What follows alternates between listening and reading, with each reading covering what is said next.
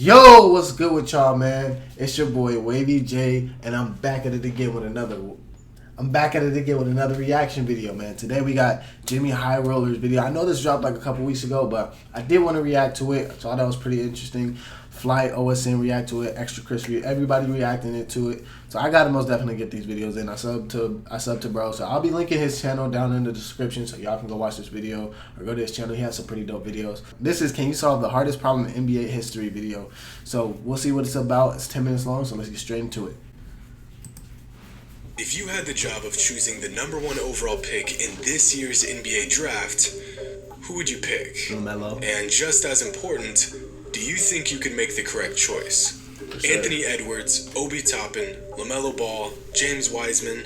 Are you choosing a player that fills a role on your team, or are you choosing strictly based on the best player in the draft regardless of position? In some years, the decision is pretty clear-cut.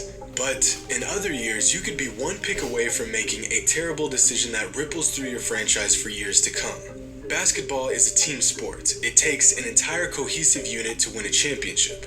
But picking the best player in any given draft class can propel a team in the right direction for the next decade. So, who do you choose? Well, this decision is not nearly as easy as you may think.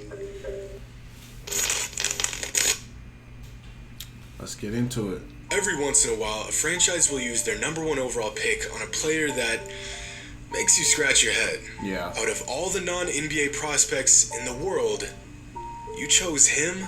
I mean, there's got to be a reason why dozens of scouts, coaches, GMs, and millions of dollars worth of resources concluded that these players were worthy of a #1 overall pick. And like myself, I guarantee I could make a better pick than this franchise. I mean, hindsight is always 20/20.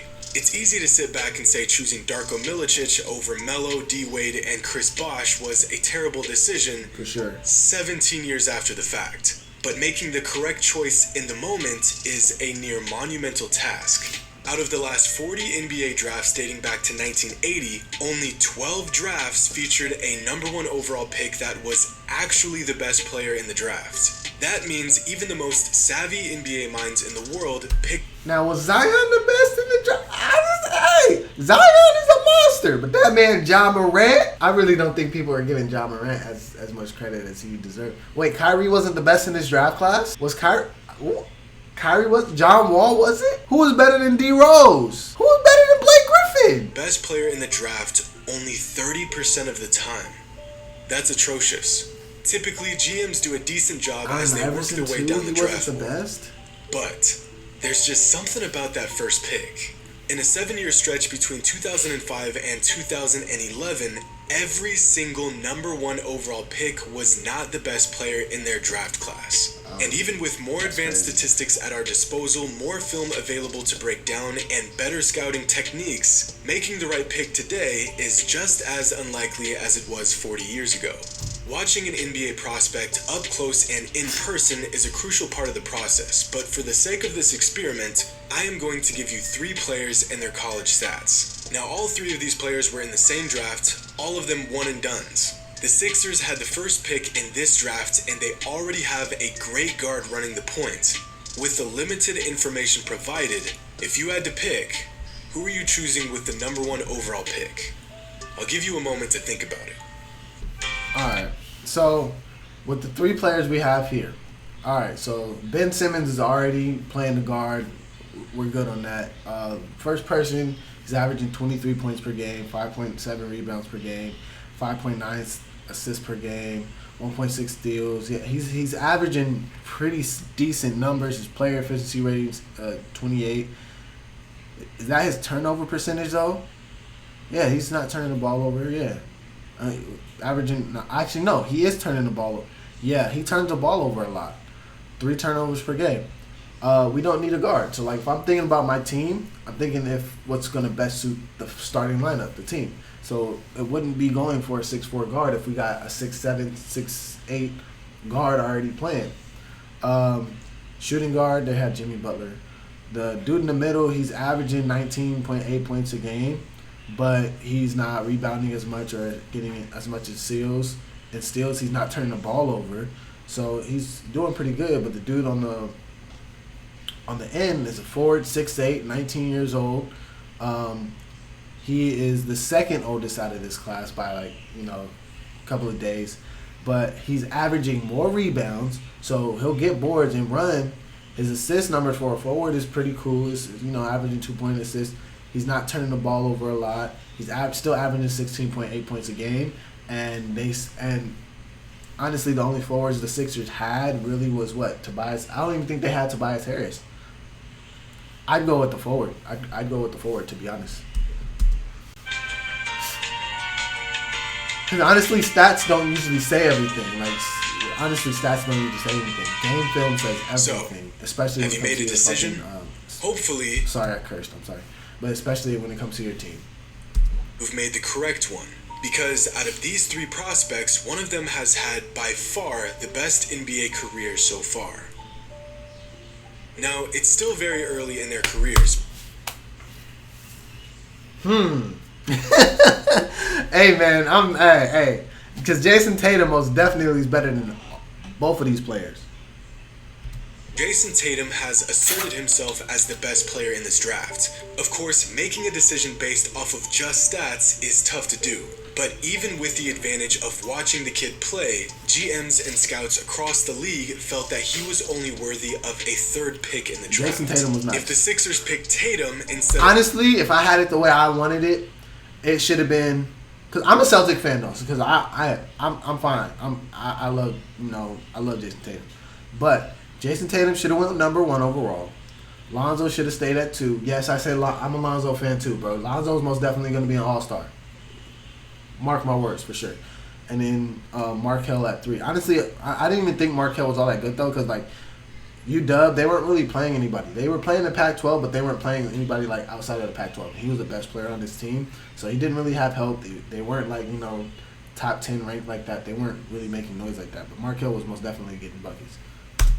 Bolts with the number 1 overall pick, it is very possible that they would have made a trip to the finals by now. Yeah. But making the correct pick is not as easy as it seems. And he's already out of Duke, so he already knows how to play in the system. Rizzo, can you sit down, buddy? Yeah, he already knows how to play in the system and stuff, too. I don't think Markelle played in that system, so it's it doesn't translate to his game. So, let's give this another shot. Here are 3 more prospects. This time, all 3 players the same position. Here are their pre-NBA numbers. One of them being an international player, one of them being a 2-year college guy, and the other being a one-and-done. The team with the 1st overall pick needs a stretch forward that can space the floor and get the ball inside. Now, make your pick. Okay, so the thing with international prospects is that when you play overseas, you're playing grown men. You're playing seasoned grown men. So it's they have a lot of game. He's averaging roughly around 10 points, 5 rebounds. It's all right, but it's at 18 years old. So honestly, that's kind of tough. I don't know if I'd go with that. The other dude is a one and done, averaging 16 points per game, 8 rebounds per game, 1.2 blocks per game, not turning the ball, 1.9 turnovers, but the highest player efficiency rating. All right, and then the dude, the 2-year college prospect, 16 points per game, 7.5 rebounds per game, 2 assists, 1.8 steals, turning over the ball 1.5. But the international prospects, he's not turning the ball over that much. That's pretty good. Honestly, for my preference, because I'm a pass first type of player, and if I was building a team, I'd want people that are not selfish with the ball. I'd go with the assists and rebounding. I don't know if I'd go with that international prospect though. I don't know. I would though, because they got so much game, but I might go with the 2-year college prospect. I might. I'm not. I do think the international prospect most definitely has some type of potential for sure. So, which player did you choose? Well, hopefully, it was prospect number 1. Well, because this player... It sure wasn't. I most definitely selected Otto Porter. It sure wasn't. Hey, Giannis. It's kind of hard, though, because Giannis was not averaging, was not putting that much good numbers before he came over to the U.S. soon to be a 2-time league MVP. As we've discussed, in regards to some picks, it is nearly impossible to predict what kind of player they will become. So if you didn't pick Giannis in this experiment, you're not alone. At the time, there was very little evidence that showed that in just 6 years, he would become the MVP of the NBA. In 2013, if you took Giannis with a top 10 pick in the draft, you would be laughed at and fired from your job. And in 2013, if you let Anthony Bennett slip past the 10th pick, you would also be laughed at and fired from your job. And yet, in hindsight, both of those decisions... That's just a classic example of skill beats talent when talent refuses to work hard. Kevin Durant. Oh my God. The correct one. That is the best Kevin Durant quote I will ever, bro. This time around, we have 3 guards, each with their own sets of strengths and weaknesses, and all with very different games. In this situation, your team does not need a guard, but you know that the best player in the draft is going to be a guard regardless. So, who do you pick? Okay, so let me say this. Your team does not need a guard. Let's say a team that's like the Blazers. That's a perfect example. The Blazers. They got Damian Lillard and CJ McCollum. They don't need a guard, but there's all guards here. So, honestly, if I was being smart, they need a forward. You need somebody that can defend, that's tall enough to defend, that will get boards, that does not mind passing the ball, that can play defense, and that can shoot. And I'm telling you right now, if you was to go with any one of these guards, you'd be playing small ball. For real. You'd be playing so much small ball. The dude, the international prospect, honestly has the best overall stats. He's not the highest in points per game, but he's scoring. He's scoring pretty good too. He's rebounding the most. Has the most assists. He's plays the most defense out of all of these dudes, getting 1.6 steals, and he's turning the ball over less. I'd want him. Keep it a buck. I'd want him. And he's 18 years old. The youngest player here. Have you made your choice? Well, in this case, it's far too early to tell who will be the best NBA player in years to come. It's also tough to assess which prospect is the best one because their circumstances and game are all so different. That dude Melo. Experiments like this are impossibly difficult. You don't have the advantage of watching a player's strengths and weaknesses unfold in front of your eyes. But it gives us some insight as to what GMs, scouts, and coaches go through on a yearly basis. If y'all think about it, though, Melo has played pro ball overseas for the past 3 years. So he's 3 years ahead of everybody. Everybody his age, he's already 3 years ahead of him because he already knows what it takes to compete at that level.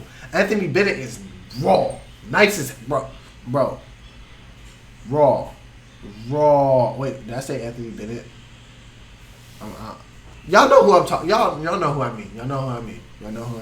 I don't know if I got his name right, but y'all know who I mean. Either way, bro. 3 years. Lithuania. Killed it in Lithuania when he was able to finally get some type of play time. Then he went overseas with the JBA. Played JBA ball. Did the USA tour. And then went to Australia. Bro. And he's only 18. That's 4 years. Yo, so at 15 or 14, this dude, bro. Melo's about to be different. And just like the league itself, the NBA draft goes through phases. Like in the early 2000s, when the NBA went through its high school prospect craze. From the time the NBA was founded in 1949 all the way through the 2000 NBA draft, there were a total of 14 high school players selected in the NBA draft.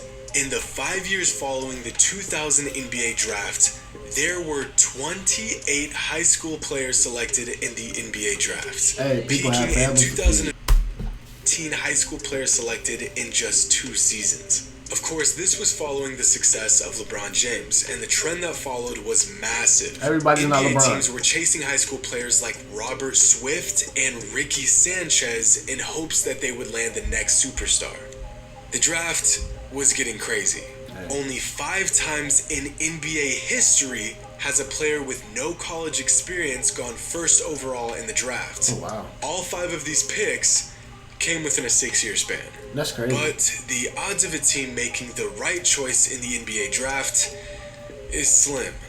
Out of tens of thousands of potential prospects, the NBA draft narrows the pool of players down to about 80. Yeah. 80 guys that have a shot at getting drafted. Yeah. Out of these 80 players, 60 of them will actually get drafted. Yeah. Out of the 60 that are drafted, 8 won't even play a single second in the NBA. It's that 1%. Of the 52 that do see action in the NBA, only 39 draftees will play at least one season in the NBA. We are down to just 39 players, and we have only covered a season's worth of games of NBA playing time. It's that 31%. Out of these 39 players, 1%. about 12 will average 10 points or more throughout their career. And of these 12 players, about 5 of them will eventually make at least one All-Star team. But here's the kicker. On average, only 1 in 2 draft classes features a league MVP. Man. In fact, in the last 25 years, there have been just as many busts chosen with the number 1 overall pick as league MVPs. Man. So, you have the honors of selecting the first overall pick in the 2020 NBA draft. As optimistic as you want to be, odds are you won't select the best player in the draft. The player you do select has about a 75% chance of becoming an all-star, and about a 1 in 5 chance of becoming a league MVP. Yeah. But he also has the same odds of becoming a bust. You are in need of a lengthy point guard to bring a spark to your franchise. But then again, you have a shot at an NBA-ready 7'1" big man who looks to be the best player in the draft regardless of position. Your fan base is begging you to go with the general consensus and choose the player who is projected to go first overall. But the 2-year college guy that has proven time after time that he can perform with consistency and efficiency is starting to look like the most reasonable pick. 5 minutes on the clock, and your team is on the board. Make your pick. No question, Lamelo Ball. No question. Is that it? That's it. Well, that's going to be the end of the video. If y'all like that video, please make sure to drop a like, subscribe, comment. Please comment. Hit me up on my Instagram. It's going to be down in the description. Let me know what y'all want me to react to next. Hey, man. Till next time. Love each and every one of y'all. Peace.